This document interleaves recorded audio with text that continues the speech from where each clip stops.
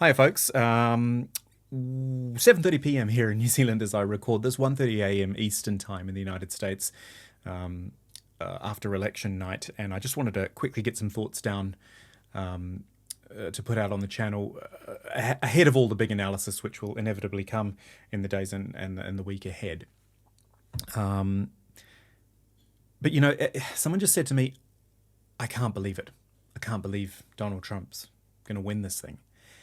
And I'm sorry to say, if you can't believe it, then you haven't been paying attention. Obviously, he was always a chance to win. We knew it was close in the lead up to election day itself. But the lesson of 2016 was that this is possible, and you have to be prepared for it, essentially. So I want to go through a few points just now. What did I keep saying about the polls? Don't believe them. Don't believe the polls. Or if you do, at least take them with a grain of salt. Use them as a guide.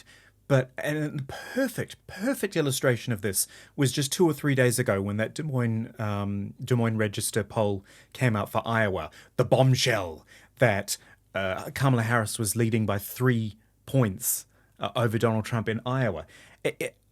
I haven't got the numbers to hand us now, but when Iowa was called for Donald Trump, he was ahead by 15%. It wasn't even, there was no question about it there. And yet, everyone got this big froth about it. Oh, the highly respected Des Moines Register poll says this, and it's going to be so close. Something is still wrong with polling. It was wrong in 2016. It was wrong in 2020. It's wrong again now. Something is still, it's such a simple thing for me to say, but something still feels broken about the way that polling is done. And on top of that, the way it is presented, mostly by the media to the public. It has to be looked at again because otherwise this just keeps happening. Now, that said, and this was something I very much said in a lot of my videos and a lot of people said, it was going to be so close. One thing's for, I think I said it in one of my videos, one thing's for sure, it'll be close. It's not close. It's not close. Again, as I record this, swing states are not confirmed, but Trump is leading in those swing states by 2.5%, 3.5%. These are states where it was less than 1% in 2020, which Joe Biden won, certainly. It's not close in the end. And again, did the polls lead us that astray? Did we all get caught up in Kamala Harris coming on board as the candidate and the energy that came with that? Oh, it's going to be so much closer. Look, I think Joe Biden would have been absolutely, his defeat, if he had been up against Donald Trump, it would have been even worse than this. But in the end, this is not that close. It is certainly not as close as we all thought it would be.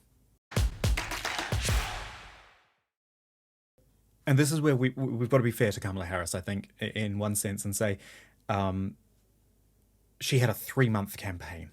That's nothing in presidential election terms. She got thrown in there after Joe Biden, he didn't step down, he got pushed out. Let's be really honest there, he got pushed out. And she had 3 months to sell herself to the American public, to the undecided American public. And it wasn't long enough to do that in the end. Not for such a polarized society. And she wasn't able to really show, and this was a lot of the talk, like, oh, people feel they don't know Kamala Harris. Maybe she just didn't have the time in the end to show them. Let's face it, if Joe Biden had run, the defeat would be, I think, way more than this is. But as it stands, this is a pretty big defeat from a candidate who had very little time to prepare for it. And the last thing I want to say is it's about the media, which I know I come from that, right? I come from that media establishment background. And 8 years ago, when Donald Trump won, I announced it on air And I know that I let my feelings show. My shock was there, my disbelief was there, and I haven't actually watched that back ever because I know it was not a good moment of broadcasting.